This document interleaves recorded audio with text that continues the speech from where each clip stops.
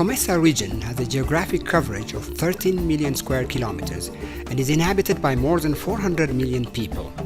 Although the world livestock population is estimated at 3.5 billion, 26.32% of it is found in Africa. According to FAO 2012 data, the COMESA region has a livestock population of about 143 million cattle, 115 million sheep, and 117 million goats. This is a clear demonstration of the potential the region holds in supporting the development of the leather value chain. Given the scenario, 17 heads of state of the COMESA signed a charter to establish the COMESA Leather and Leather Products Institute to spearhead the development of the leather value chain in the region. COMESA LLPI was mandated to promote productivity, competitiveness, trade and integration in the leather sector. The institute was officially opened for the operation in 1993. The history of LLPI establishment takes us back to 1988, which is about 27 years, when the former PTA, Preferential Trade Area, approved the formation of the Leather and Leather Products Institute. Leather and Leather Products Institute is mandated by 17 heads of state, and it was established in 1990. It was given a charter to spearhead the development of the leather sector in Africa, in particular in COMESA region, and ensure that the integration of trade within the leather sector can be realized at both national, regional, and global levels. This is the principal mandate of Leather and Leather Products Institute. With a vision to establish competent leather and leather products center of excellence for regional and global competitiveness, the COMESA LLPI is mandated to promote and develop the regional leather sector through implementing 6 activities under the following strategic areas: regional human resource development, material and technology development, investment and trade promotion, collecting and disseminating information, consultancy and extension services, and regional integration. As an institute, we are also driven by strategic plans, and we have a medium-term strategic plan that enumerates all the activities that are supposed to be done for every other 5 years, which particularly identified areas of gender empowerment, small-scale industry development within the sector, building capacity, making sure that research and development takes primal stage, so that all this could drive the growth and development of the leather sector within the COMESA region.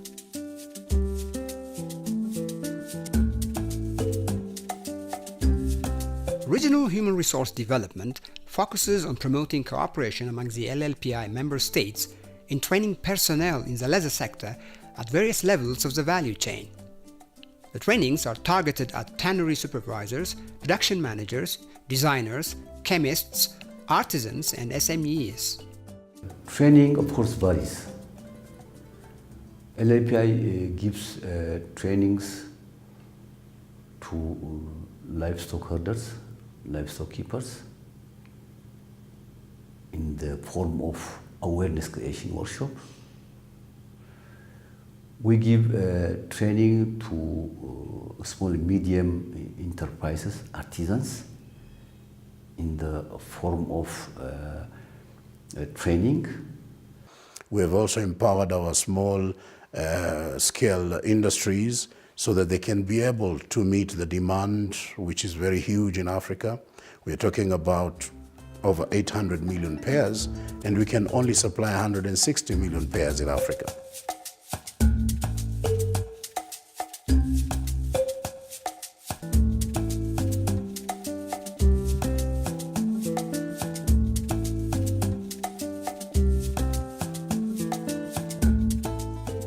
Trained approximately 400 SMEs in footwear making. And our approach to training has been informed by a needs assessment. We have not just done generic training, because we've realized that generic trainings are costly in terms of money and in terms of time. We assessed their products and identified the weaknesses, and our trainings were targeting those weaknesses. So it's a quantitative output in terms of numbers, but on the outcome side, we've seen the change in quality and also the appreciation by the market to buy from the SMEs.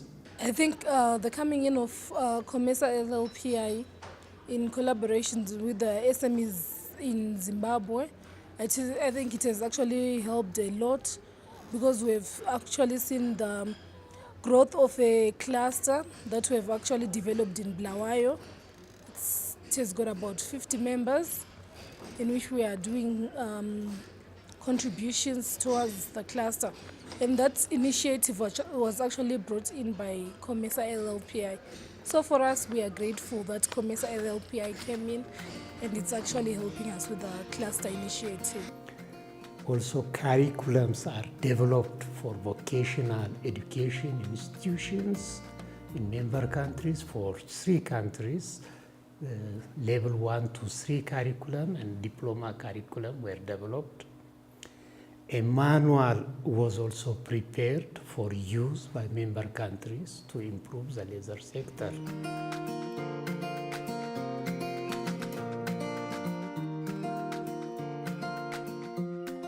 Material and technology transfer is the second pillar and revolves around advancing research and development activities on raw hides and skins, work methods, indigenous chemicals and materials used in leather manufacture.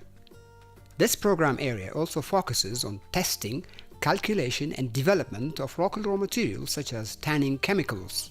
We are also now making sure that we are collaborating with world partners so that the world partners can come and help us with the technology transfer, which is part and parcel of LLPI's mission, to make sure that we avail the best technology for our SMEs and other operating functions within the leather value chain.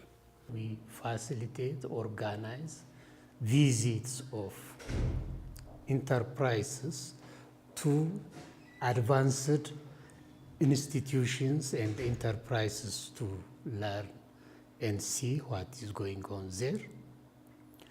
As part of investment and trade promotion, so last year, in 2014, more than 60 small and medium enterprises were sponsored to participate in trade fairs in 7 other member countries.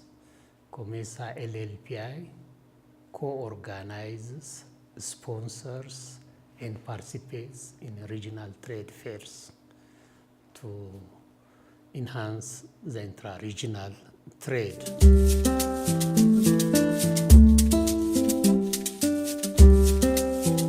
The focus area of investment and trade promotion deals with enhancing investment and trade competitiveness through the leather value chain, from animal raising to hides and skins production, leather processing and manufacturing, and their trade at the national, regional, and global levels.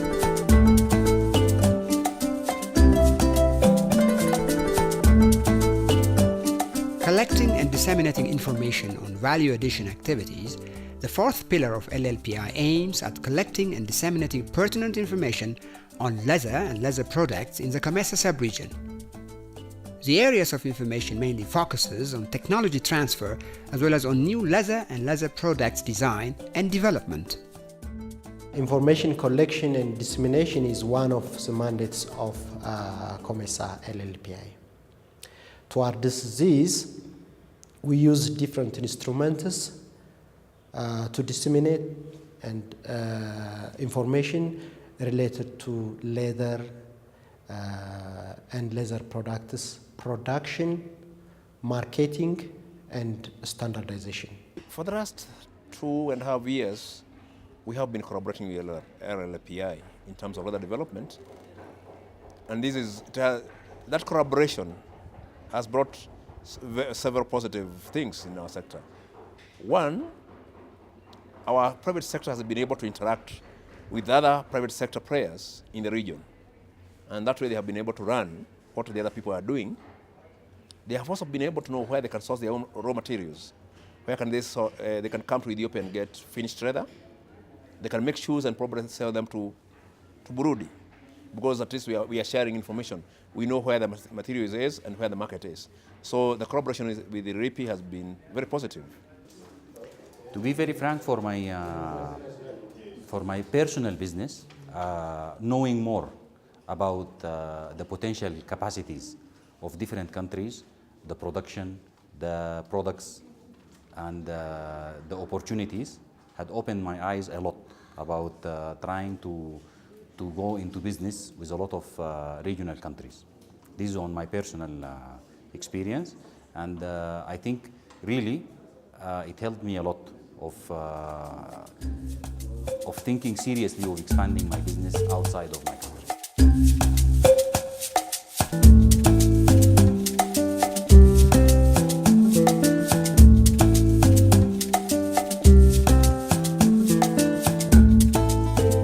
We have a plan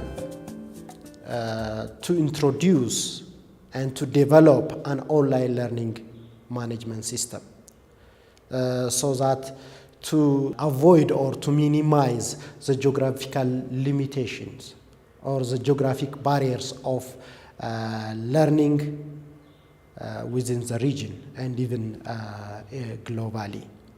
And it's to be started to develop this 2015 and will be functional starting as of 2016.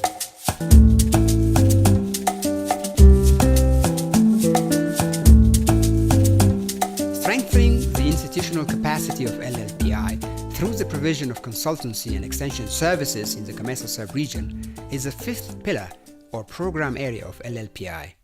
It's being implemented to ensure quality services. In connection with the consultancy services, the regional institution is mandated to provide consultancy. As per the Article 17 of the LLPI Charter, establishing the LLPI, the institute may charge from any services in the form of consultancy and assistance obtained through projects prepared by the institute to implement its mandated objectives.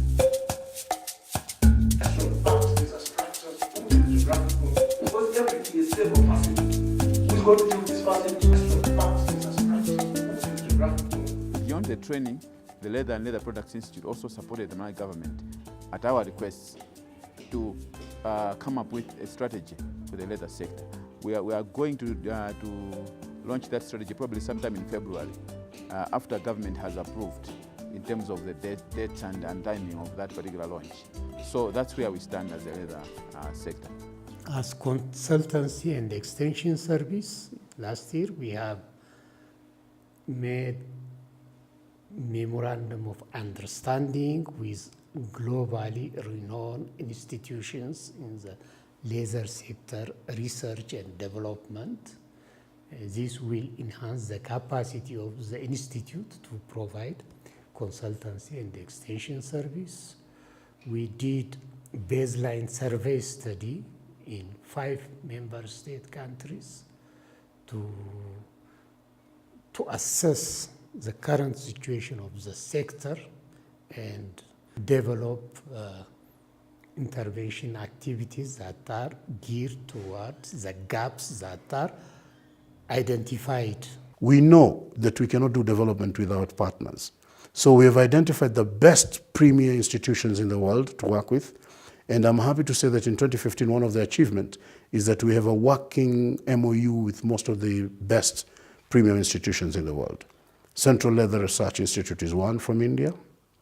We have the Turkish leading university like Ege University.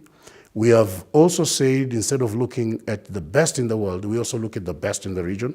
So we have the Sudanese, the University of Sudan, which deals with technology. We have Makerere University, which deals with business education. And also we have Copperstone University in Zambia. And we are working hard to see if we can get the National Science and Technology University in Zimbabwe to come and join us. Recently, we have just signed an MOU to set up an incubation of leather with the Dedan Kimathi University in Kenya. And all these are in an effort to make sure that we have both regional and international higher scientific and technological institutions that can help us drive this particular agenda of technology renaissance in Africa.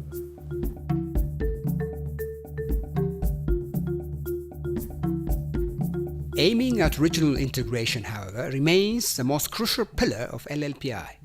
It is focused on not only addressing cross-cutting issues such as gender parity, youth empowerment, livestock as well as hides and skins diseases, environmental management and HIV and AIDS, but also through mainstreaming these issues in LLPI activities in member countries.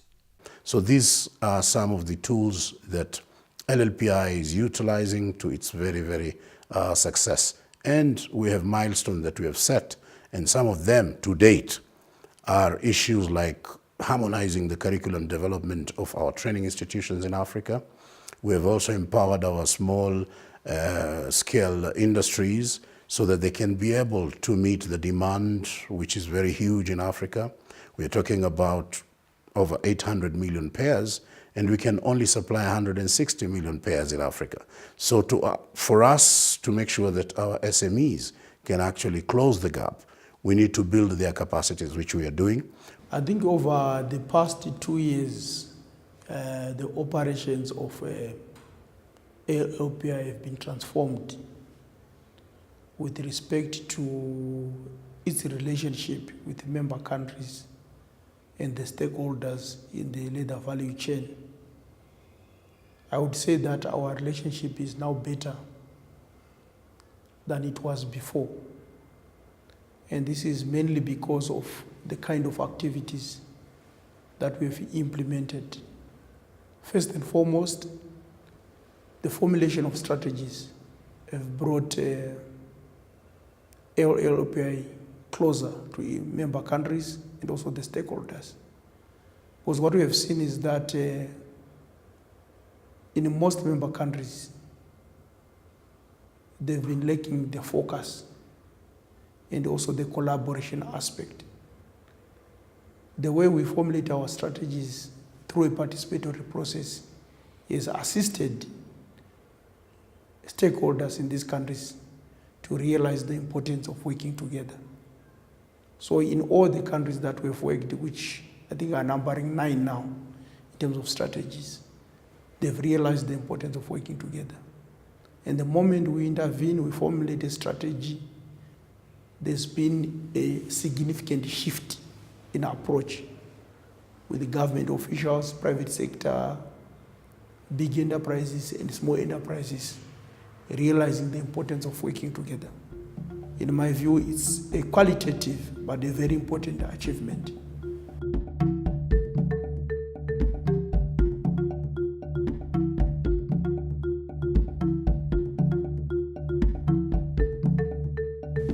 We've been partnering with the COMESA LLPI for almost 3 years now, starting about 2011, and it has helped to grow the sector in a number of ways. The first one is that the LLPI has been providing technical assistance to our SMEs in terms of training, especially the artisans who make the finished product. Secondly, the LLPI contributed a lot in the development of our draft national leather and leather policy, which is about to be approved by government as a blueprint for developing the subsector. But also, in addition, the LLPI has helped us to craft a strategic plan for implementing the policy. So we've been working together in that line. They've also helped us in collection of data about our SMEs who are involved in this sector.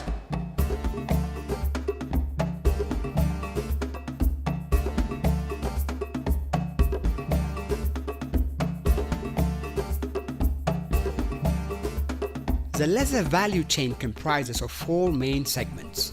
First, it deals with the recovery of hides and skins from slaughtered animals on frames and in slaughterhouses. Second, it emphasizes on the conversion of hides and skins into leather in tanneries, which normally requires substantial investment on equipment. Third, it entails the production of leather products. And finally, it aims at ensuring marketing of intermediate and end products in both domestic and export markets. The development of the leather and leather products in the region encounters various constraints which are interrelated and do not occur in isolation from each other.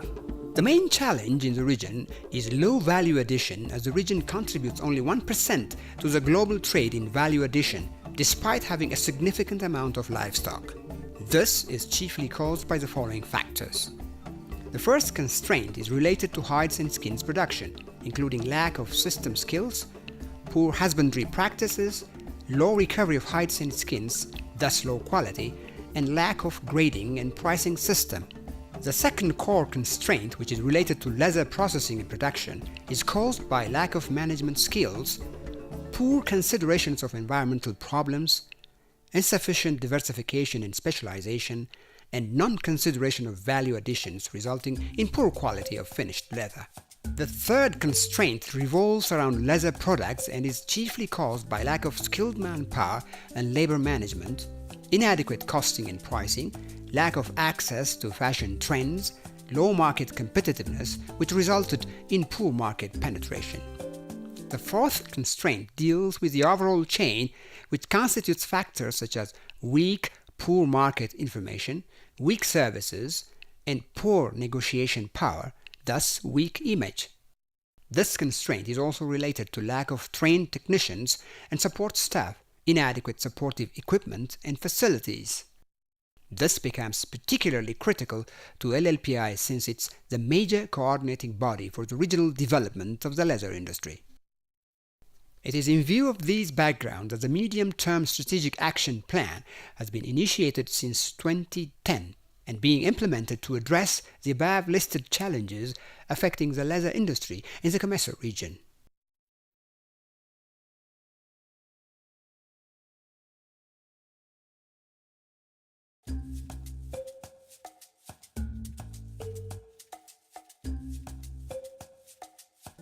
Africa already possesses 21% of the total livestock population in the world. Unfortunately, we are only benefiting from 3.3% value of what we are producing. This huge gap tells us that value addition is something we have to do. And that is why, as an institution which is responsible to drive the leather sector, we want to be very focused in the next 10 years and say that we are going to deal with the SMEs as our input entry area, where we can then stimulate this particular sector to achieve and sustain and also meet of the emerging demand on footwear and leather goods.